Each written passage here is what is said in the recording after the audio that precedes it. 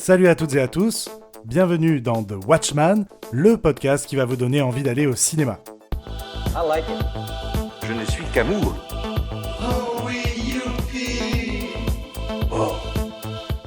Je suis Kevin Robert, votre guide des salles obscures, et aujourd'hui je vous parle de Un monde. Super. Regarde bien devant toi. Je suis sûr que vous êtes capable de faire en sorte que ça se passe bien. Si vous avez un problème, vous m'en parlez, d'accord?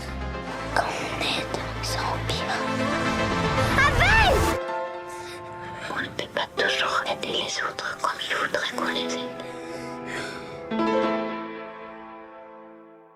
Un monde donc de Laura Vandel, dont c'est le premier long métrage. On y retrouve Nora et Abel, frères et sœurs, respectivement joués par Maya Vanderbeek, incroyable, vraiment incroyable petite fille qui a 10 ans au moment du tournage, et Gunther Duret, ainsi que leur père interprété par le toujours excellent Karim Leclou. On l'a vu dans Le Monde est à toi, mais aussi dans Bac Nord, dont vous pouvez retrouver la chronique sur ce podcast. Un monde présenté au Festival de Cannes en 2021 dans la sélection Un certain regard est un film belge qui explore le monde de l'enfance, et plus particulièrement celui du harcèlement scolaire. Alors le film s'ouvre sur cette petite fille en pleurs dans les bras de son père. Et oui, c'est la rentrée des classes. Elle ne veut pas le lâcher, elle ne veut pas rentrer dans l'enceinte de cette école, mais elle s'y verra forcée. Alors cette scène que nous avons tous vue ou vécue de près ou de loin est traitée ici sous un prisme très différent. L'école a des airs de prison. Un prisme très différent, comme je disais, car dès le début et durant la totalité de l'heure et quart de ce film, la caméra restera rivée sur les visages de ces deux enfants, à leur hauteur. Elle ne s'en décollera plus et se focalisera particulièrement sur cette petite fille, Nora, où nous serons contraints de la suivre en classe, à la cantine, dans les couloirs de l'école, au gymnase et bien entendu, dans un lieu central pour tout écolier, la cour de récré. Cette expérience immersive ultra réaliste apporte un parfum de vérité à ce récit et décuple nos émotions. Et notamment lorsque nous comprenons que c'est son grand frère Abel qui se fait victimiser par d'autres enfants plus grands que lui.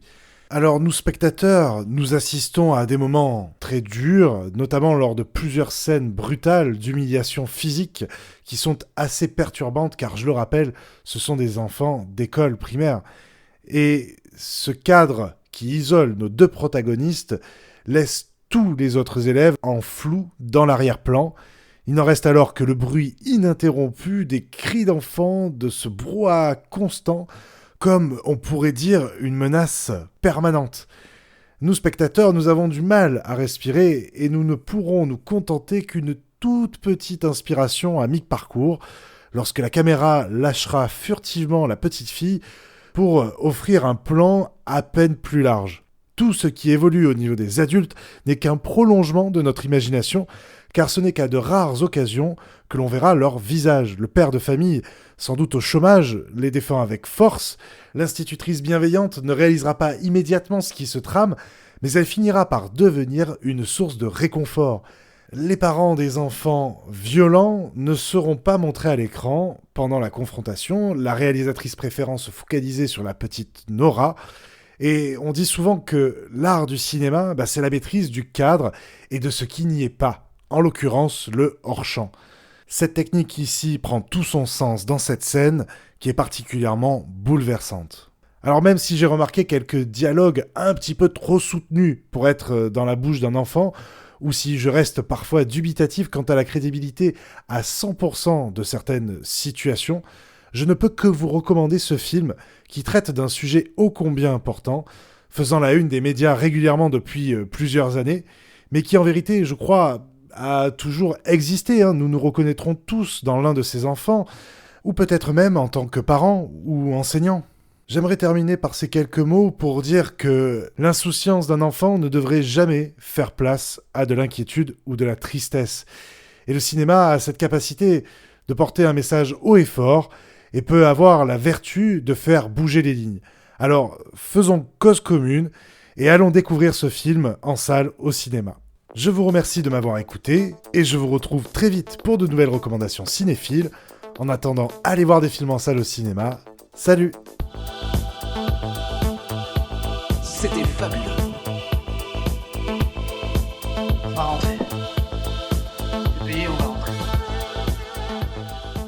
Go home. It's all over. Thanks.